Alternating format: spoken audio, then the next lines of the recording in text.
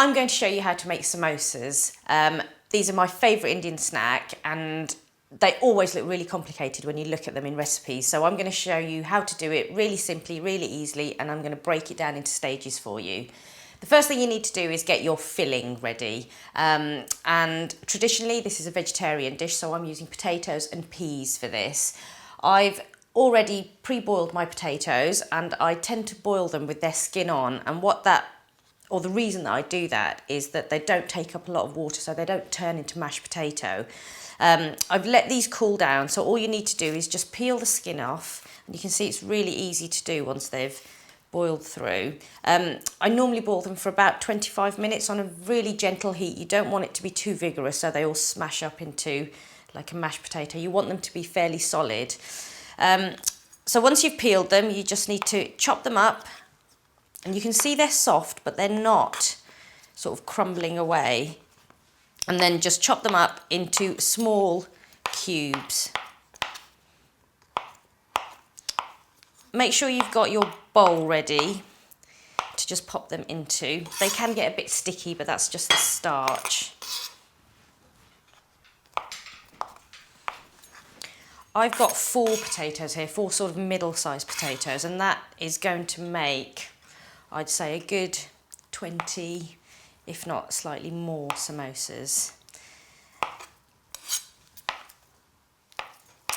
Some people do like a meat samosa, and you can, by all means, use minced lamb and spiced minced lamb filling as well. But for me, it's definitely a vegetarian dish. Don't worry if they do break up a little bit, it's fine. You don't have to be too precise. You don't want the potato chunks to be too big though, because they need to fill the casing or fit into the casing that they're going into. So I'm just going to pop these in.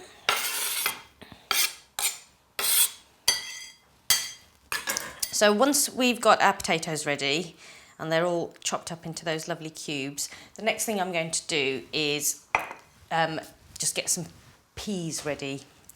What I'm going to do is add a little splash of oil. This is just a rapeseed oil, probably just under a tablespoon, not too much. And I'm going to start to put some spices in there, get some fragrance going. So I'm going to add a teaspoon of cumin seeds, and I'm using those whole because they will give a little bit of a bite to the samosas, but also that lovely earthy aromatic. So I'm just going to get that heating through. As soon as you can smell the aromatics coming through of the cumin, then we're ready to add our next ingredient. Now, I'm just using frozen peas, nothing special, just peas that have come straight out of the freezer. If you want to, you could use mixed veg, you could use sweet corn. You can play around with it once you've got the basics. There we go, it's starting to sizzle. As soon as I can smell it, I'm going to pop those in. All we're looking to do is just heat them through, just soften them just slightly.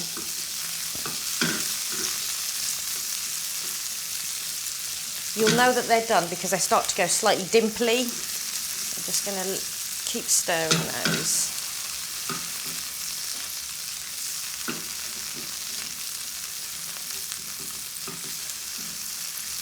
Nearly there. Right. Whilst they're heating through, I'm just going to chop up some chilli. I've got 2 chillies going into here. You've got quite a lot of stuffing, so you need to season it quite significantly. So just chop up a couple of chilies. If you're making this for the children, as I always say, you can just miss the chilies out completely. You don't have to have this spicy, but for me, I like a bit of a kick to my samosas.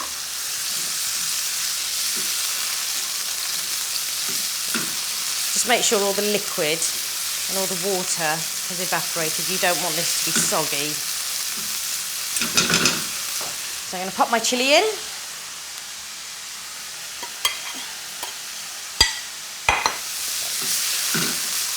There we go. So the peas are looking, they've warmed through and they're looking nice and dry. So I'm just going to turn that heat off. I'm just going to pop it to the side just to let it cool down. I don't want to put those straight into the potatoes yet because it's fairly hot. So I'm just going to let that cool down. So I've got my chilies in here. I'm now going to add my seasoning. So I've got a teaspoon of salt going in. I'm going to add some garam masala. I'm going to put a nice heaped spoon of garam masala in. I'm also going to add just a little bit, just half a teaspoon of some chili powder. And again, you don't have to use the chili powder, but I quite like it. It gives a nice sort of red fleck in the filling, but also gives a slight bite to it as well. I'm also going to add some ginger that I'm just going to grate straight in to the bowl. And I'm not worried about peeling it or anything like that. You really don't need to. It's a nice fresh piece of ginger. Whenever I cook anything like this that's got potatoes as a filling or a stuffing, I just think that ginger works really well with it. So I always like to put a little bit of ginger in. There we go.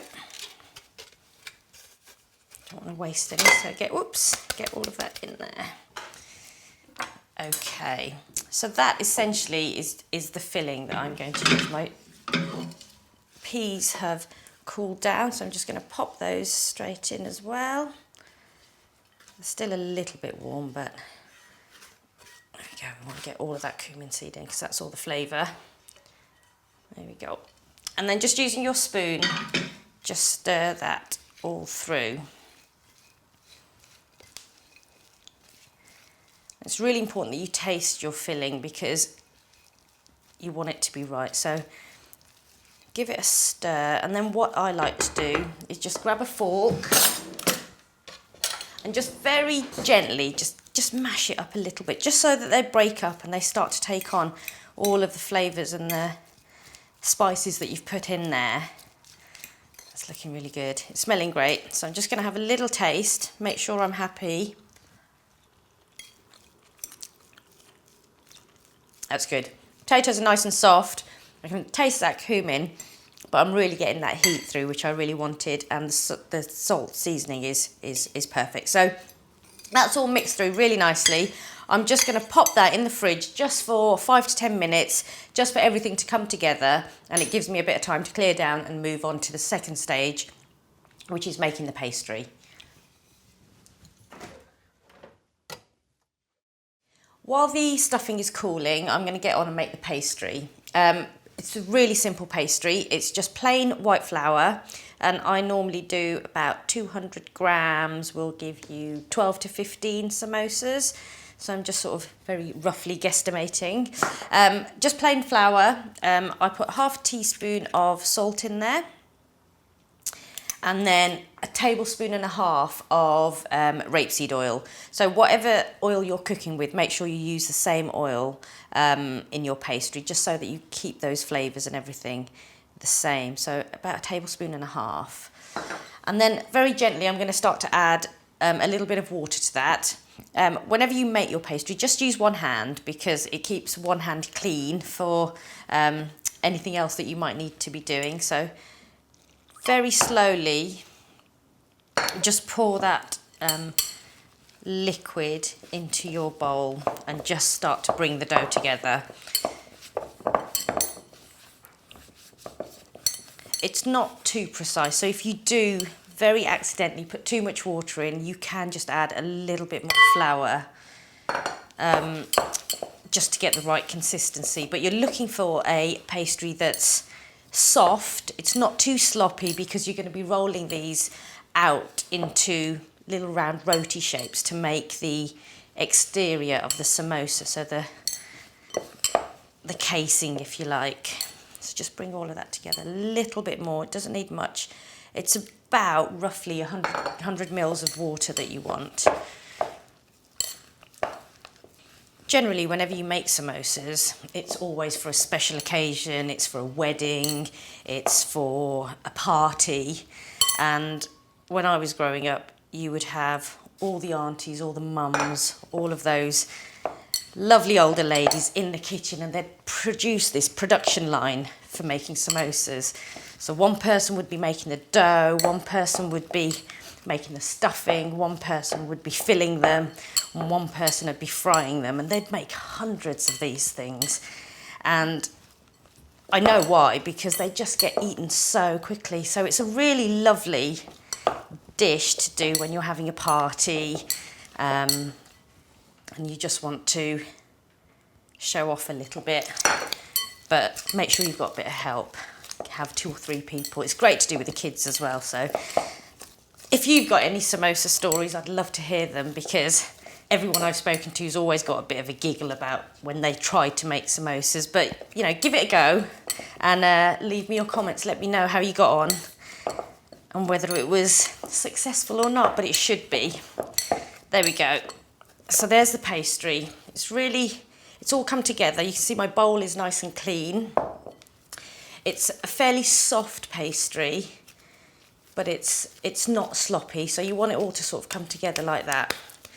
And I'm just going to just pop that to one side just for a little while, just for it all to be happy and come together nicely. So that's your pastry done. The stuffing's been in the fridge for about 5 minutes, so I've just pulled it out, and into that I'm going to add a little bit of freshness with some coriander. So I'll just finely chop up some fresh coriander and just pop that in, because I like to have that sort of freshness in there, and it adds a real fragrance to the samosa. So just chop up some of that. There we go, you don't have to be too precise again. And then I'm just going to pop that in and give that a stir through. If you don't like coriander, then by all means just miss it out, it doesn't really matter. Give that all, a stir through. There we go. It's looking really good. So that's my stuffing complete and ready to go. I've got my pastry ready to go. Just clean this mess up, and then the next thing you need to do is just make a little bit of glue. Sounds a bit funny, but it's just some flour and water, and that's what we're going to use to actually build the samosas. So just put a little bit of flour into a bowl, not too much, and then pour in some water, and just using your finger, just give that a mix so that you've got a thick, gluey paste. It's a bit like nursery school. There we go. So you want that fairly thick. You don't want it too watery, because you want it to actually hold that samosa together. So there we go. Wipe your fingers down. That is pretty much all the hard work done for the samosas. So we've got our stuffing, all fragrant and full of spices, really nice flavours in there. We've got the pastry and we've got our glue. So the next bit, which is stage 3, is all about building those samosas. What I've got in my grai, or my wok here, is some rapeseed oil that's just heating up. I've got it on a fairly low heat because I just wanted to gradually heat through, and that's what I'll be frying my samosas in. If you're a little bit wary about doing that, then just use a saucepan and just put enough oil in there just so that they will cover the samosas, and just let that heat through. You don't want your oil to start smoking or anything like that. You want it to very gradually heat through. Just need a little bowl, and I'm just going to put some flour on there for dusting. There we go. And now we're going to start to build our samosas. So I've got my rolling pin. Make sure you've got a dry surface, because you don't want your rotis or the pastry to stick. And then I've got my bowl. So I'm going to take a ball of the pastry, just put a little bit of flour on my hands. I'm going to take a ball that is slightly smaller than a tennis ball, maybe a golf ball size, and just put a bit of pressure on it and make a nice round ball. So that's what we're looking for. And because you've got that oil in there, it's not going to be sticking to your hand. So that's what you're looking for. Just flour that a little bit, and then using this part of your hand, just to start to flatten it out to make a nice round circle. And this is the bit where it helps, where you've got lots of other people helping you. So I'm going to start to roll that out. Now, with samosas, you want your pastry to be really nice and thin, because that's what's going to go crispy. You want it to be even all the way around, so do try to let your roti spin round as you are rolling it out. The thinner you get it and the more even you get it, the better your samosa will be. And ideally you want this about the size of a side plate, maybe slightly bigger.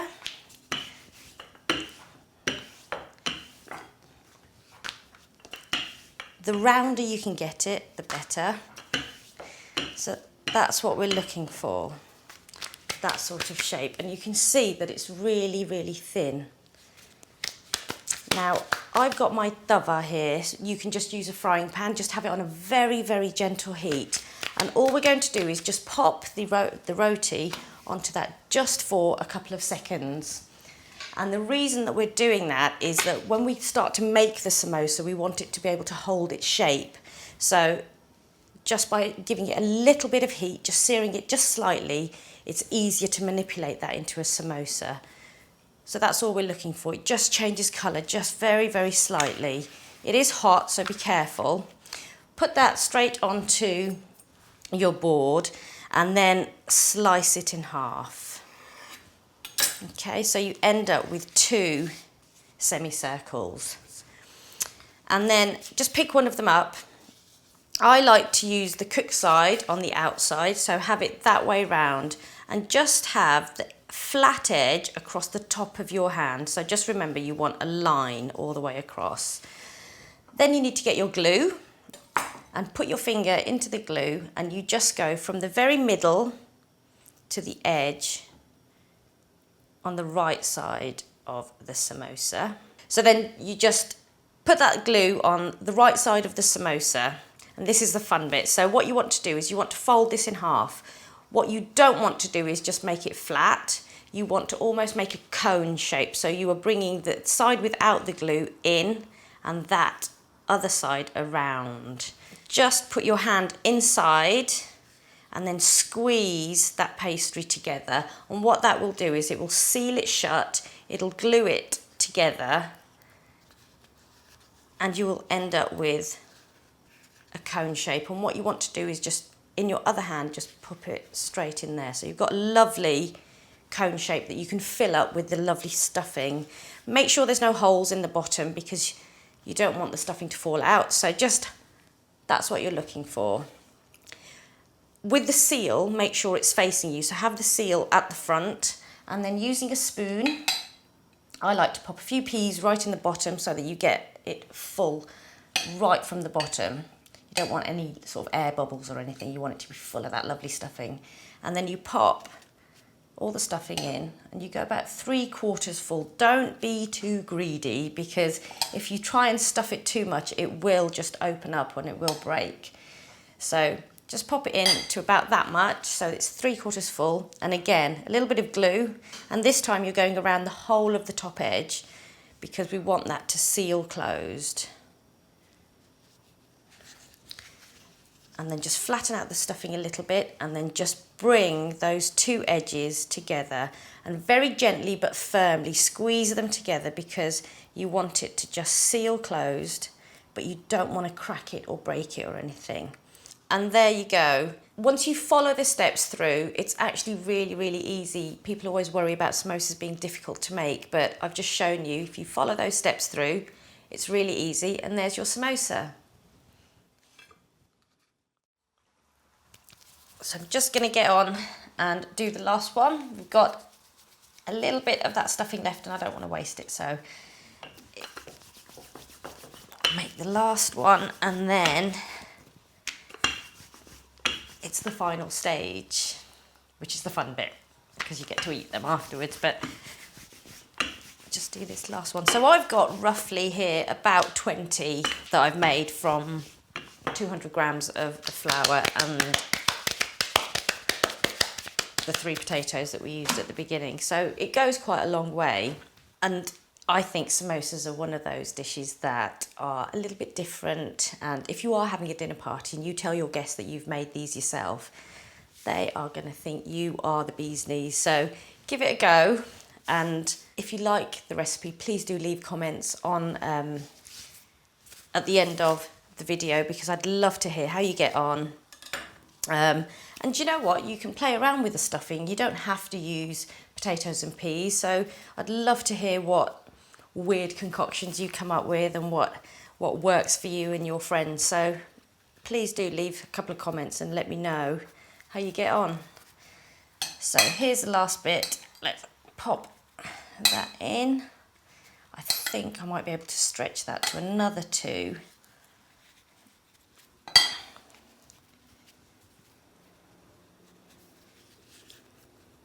I always like to serve my samosas with a chutney as well. Usually imli, which is a tamarind chutney, but you can do a mint chutney. You could even do like a tomato relish if you wanted to, but it's whatever takes your fancy, whatever takes the fancy of your evening. But there are lots of other sort of recipes on my website, so you can have a look and choose some nice sort of sides to go with the samosas. So there we go. So that's my final samosa done. All that stuffing's been used up, all my pastry's been used up. So what I'm going to do now is I'm going to start to fry those off and cook them through. I'm just going to have a little tidy up, get rid of all of this extra bits and pieces and have a little wipe down. The samosas are ready to fry. So I've got some rapeseed oil that I've had heating up in here for a while now. I'm just going to check that it's ready, and all I'm going to do is just take a little corner of one of the samosas and just pop it straight in, and if it comes straight back up and it starts to bubble, you know that the oil is ready. So I'm just going to turn that up just slightly. Now whenever you're frying anything like this, I know it can be a little bit scary, so please do be very, very careful.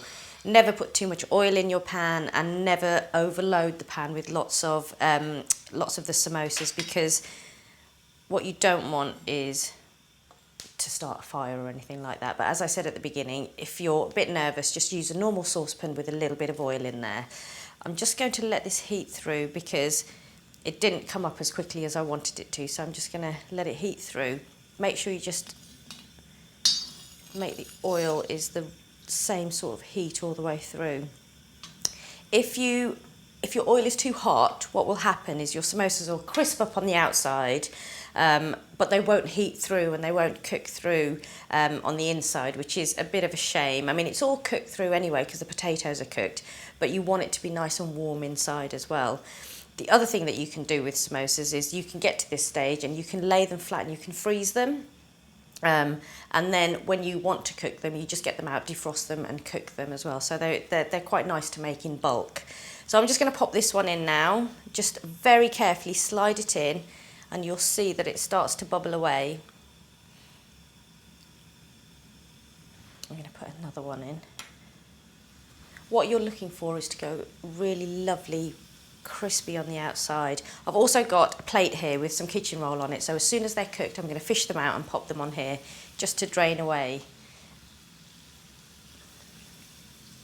Very gently just turn them over to help them sort of sizzle through.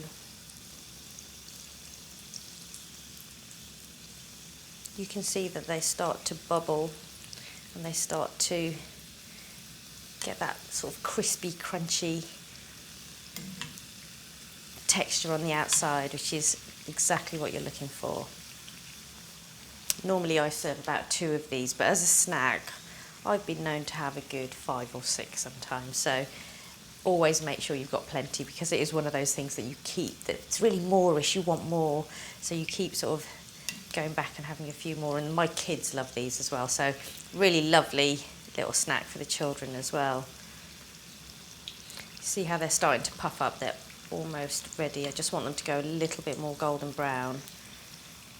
As those are cooking, I'm going to put a couple more in so that they can start going.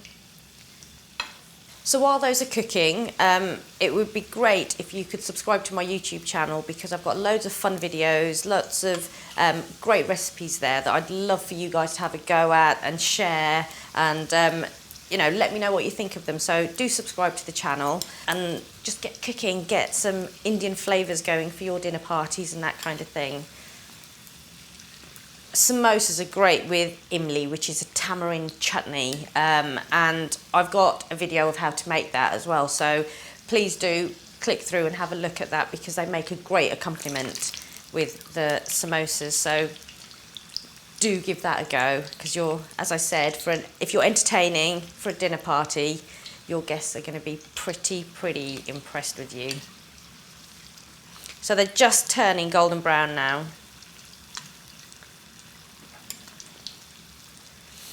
As the oil gets hotter, they do cook much more quickly, but the initial batch always seems to take a bit longer. So I normally cook the initial batch for about 5-10 minutes, but it's all to do with the colour. As soon as they start to go that lovely golden puffed up colour, then you know that they're ready to be fished out. So they've got a beautiful golden brown colour, so I know that they're ready. They're all puffed up, so I'm just going to start to fish those out. Just make sure you get rid of any of the excess oil and just pop them on a plate with some kitchen roll. It just helps them to drain off any excess oil. Now these are obviously going to be very hot. I'll just show you one of these inside. So you're looking for that lovely crunch, so it's really nice. It's a little bit flaky, but you've got a really nice crisp outside. But if I chop that in half, you'll see that it's all flaky, it's lovely, it's cooked through, and you've got that beautiful filling inside. So I'm just going to let that cool down, and then I'm going to have a little taste.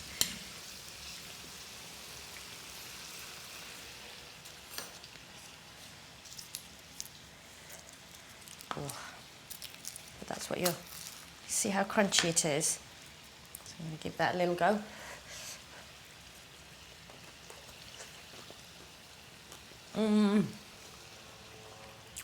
That's lovely. It's really nice. Pastry is beautiful. It's really crisp, but you're getting that warmth and that loveliness from the filling. And for me, that's what a samosa should be about. It's that beautiful casing with a really warm filling. So I hope you've enjoyed watching the video. Please do subscribe, because there's loads more recipes that I've got out there, and I'd love for you to try this and try some of the others and let me know how you get on.